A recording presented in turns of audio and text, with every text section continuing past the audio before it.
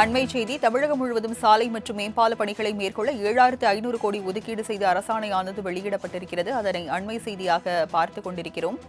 3268 kilometre நீளத்திற்கு பல்வேறு பணிகளை மேற்கொள்ள நிதி ஒதுக்கீடு செய்து அரசாணையானது வெளியிடப்பட்டிருக்கிறது. அதனை அண்மை செய்தியாக பார்க்கிறோம். தமிழகம் முழுவதும் சாலை மற்றும் மேம்பால பணிகளை மேற்கொள்ள 7500 கோடி ஒதுக்கீடு செய்து தமிழ்நாடு அரசு அரசாணை வெளியிட்டிருக்கிறது. 3268 கிலோமீட்டர் நீளத்திற்கு பல்வேறு பணிகளை மேற்கொள்ளவும் நிதி ஒதுக்கீடு செய்யப்பட்டிருக்கிறது. விவரங்களை செய்தியாளர் நந்தினி வழங்க கேட்கலாம். நந்தினி, தமிழ்நாடு அரசு வெளியிட்டுள்ள இந்த அரசாணை குறித்து பதிவு பண்ணுங்க. வணக்கம். தமிழகம் முழுவதும் சாலை மற்றும் மேம்பால பணிகளை மேற்கொள்ள 7500 கோடி ரூபாய் ஒதுக்கீடு செய்து தமிழ்நாடு அரசு அரசாணை வெளியிட்டிருக்கிறது.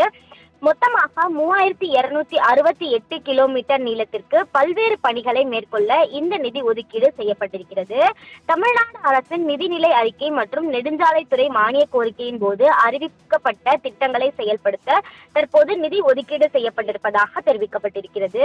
குறிப்பாக பார்த்தோம் என்றால், உங்கள் தொகுதியில் முதலமைச்சர் திட்டத்தின் கீழ் புறவழி சாலைகள் அமைத்தல், சாலைகளை அகலப்படுத்தி மேம்பாடு செய்தல், ஆற்றுப்பாலங்கள், மழைநீர் வடிகால் கட்டுமான பணிகள் போன்ற பணிகளை மேற்கொள்ள 250 கோடியும், ஆத்தூர் நகர் மற்றும் ஒசூர் மாநகருக்கு புறவழி சாலைகள் அமைக்க 550 கோடி மதிப்பீட்டிலும், அதே போன்று ஆறுகளின் குறுக்கலாக தங்கு தடையற்ற பாதுகாப்பான போக்குவரத்தை உறுதி செய்ய 6 உயர்மட்ட பாலங்களுக்கு 295 கோடி என மொத்தமாக 9 திட்டங்களுக்கு இந்த நிதி ஒதுக்கீடு என்பது செய்யப்பட்டிருக்கிறது. அந்த வகையில்தான் தமிழ்நாடு முழுவதும் சாலை மற்றும் மேம்பால பணிகளை மேற்கொள்ள ஏதுவாக 7500 கோடி ரூபாய் நிதி ஒதுக்கீடு செய்து தமிழ்நாடு அரசு அரசாணை வெளியிட்டுள்ளது குறிப்பிடத்தக்கது.